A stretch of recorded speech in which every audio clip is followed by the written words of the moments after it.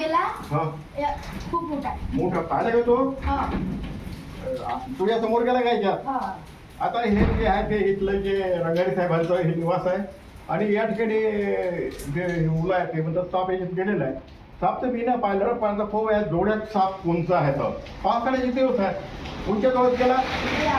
या जोड्यात गेला. आता या जोड्यात कोणता साप गेलेला आहे मला सुद्धा माहिती नाही, कारण आम्ही सुद्धा सापाला घेतो. साप मोठा होता नाही का? हातभर. आता याच्यात साप आहे, पाहिला ना तो? हा, यांनी म्हणतात साप याच्यात पाहिला. आता कोणता साप आहे? नाही, अरे नाही, हा याच्यात लपलेला साप आहे. हा पाहून घ्या, पाहून घ्या, हा साप याच्यात लपलेला आहे. हे लपलेला आहे की नाही? आता साप म्हटलं तर आहे की नाही? साप आहे, पाहून घ्या, आहे की नाही? आता हा साप तसं पाहिलं तर हे मी काढून गेलं तुमच्यासमोर.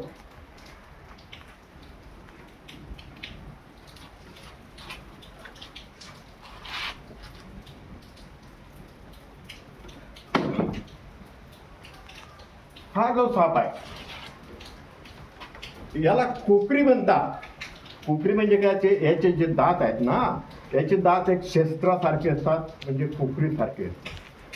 हा साप 1 ते 1.5 फुटाच्या वर सहसा वाढत नाही. याचं तोंड पाहून घ्या. 1 ते 1.5 फुटाच्या वर हा साप वाढत नाही.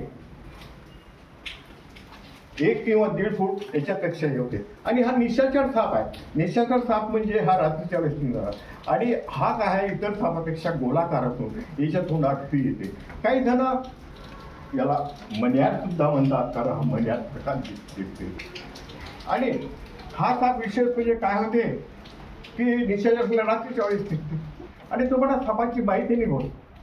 आणि याचं खरंच ना याचं म्हणजे गोलाकार पहा. आणि हा 8 ते 10 अंड असते. आता याचं तोंड पाहायच्या तोंडावर इंग्रजी व्ही आकारासारखा उलटी व्ही आहे. बिलकुल तू तळून पाहून घ्या, एकदम तळून पाहून घ्या. कसं पाहून घ्या, प्रत्यक्ष तो पोच देऊन आला त्याने इथं त्याला सुद्धा समजते काय तो. पाहून घ्या किती लांब उतारू शकते, पाहून घ्या किती म्हणजे हा पोच घेऊ शकते, किती हे राहते. हा 1 किंवा 1.5 फुटाच्या वर अजून जर तुम्हाला रंग समजला पाहिजे, ओळखता आला पाहिजे कसा असते तर कोकरी हा साप कसा असते, हा मण्यासारखा दिसतो. मागच्या वेळेस मी तुम्हाला तस्क दाखवला, त्याची अंडी दाखवली होती. आता सांगायचं महत्व होतं की पावसाळ्याचे दिवस आहे. पावसाळ्याचे दिवस असल्यामुळे काय होतात, साप यावेळेस काय होता की जे त्याची वेळ पाणी गेल्यानंतर ते घरात घुसतात आणि ते कोरड्या जागेत जातात. आता या पहा, या रंगारी साहेबांचे हे रंगारी साहेबांचं जे निवास आहे, या पोरांना हा साप याच्यात जाताना दिसला. आता जर नसता दिसला तर समजा विषारी जर साप असता तर काय घटना होईल सांगतात ते. त्याकरता माझी जनजागृती एक शिक्षक आहे गुरुजी या नात्यानं मी तुम्हाला एक प्रदर्शन होतो सापाचं खरं ज्ञान हो. प्रत्येक साप मी तुम्हाला जवळून आणि तसं काय, हा बिनविषारी साप आहे. बिनविषारी असूनही तुम्ही घाबरता आणि हा जास्त वाढत नसल्यामुळे म्हणजे हा रात्रीच्या वेळेस दिसत नाही. अजून 5 जवळून तुम्ही याची हे पाहून घ्या. याचं तोंड पहा किती गरीब आहे, शांता. मी तोंड त्याचं किती जवळ पहा, किती मी हातात घेतलेलं आहे. तुमची भीती दूर व्हा. हां किती पहा, किती जवळ येतात याच्यात हे. आणि याची हा पाहून घ्या, जवळ येऊन गेलं. याची लांबी पहा,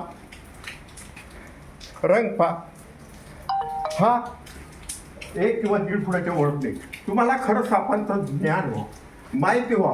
आता हा साप सर्वात गरीब आहे, म्हणजे तस्करपेक्षाही सुद्धा शांत आहे. तुला वाटतं साप चावत का नाही? आता हा तुम्हाला माहिती नसते साप म्हणजे शांत. हा खूप इतका शांत साप आहे, खूपच शांत. हा गोलाकार करते आणि ह्या निसर्ग रात्रीच्याच वेळेस निघते आणि करता. मला तुम्हाला सांगायचं एकच की पावसाळ्याचे दिवस आहे, सर्वांनी सावधान राहा. घरात जे असतील दारखिडके त्यांना कपाला. आता जोड्याचा गेला म्हणून दिसला नाही तर कदाचित तुम्ही जर या पोरांनी कोणी पाय घातला असता किंवा हे केलं असतं, काय झालं असतं माहीत आहे का? जाऊ शकते. साप कोणतं येतो, साप कोणतं येतो, सापाचा धर्म चावणे आहे आणि त्याला जर डिवसलं किंवा पाय वर पडत साप चावते.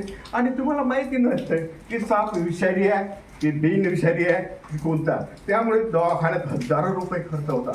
तुम्हाला खरंच सापांचं ज्ञान व्हावं म्हणून मी इतक्या जवळ पाय माझ्या हाताने सुद्धा म्हणजे तुमची भीती दूर व्हावं एकदम. हाच एक माझा उद्देश आहे, याच्या मागे दुसरा कोणताही उद्देश नाही. आणि शिक्षक या नात्याने जनजागृती व्हावं, तुम्हाला खरंच आपण खरंच ज्ञान माहिती व्हावं, हाच माझा उद्देश असते. आणि असेच माझे कार्यक्रम निरनिराळे आणि इतरापेक्षा अलग काही चालू राहतील. तोपर्यंत जय हिंद, जय महाराष्ट्र, जय महाराष्ट्र.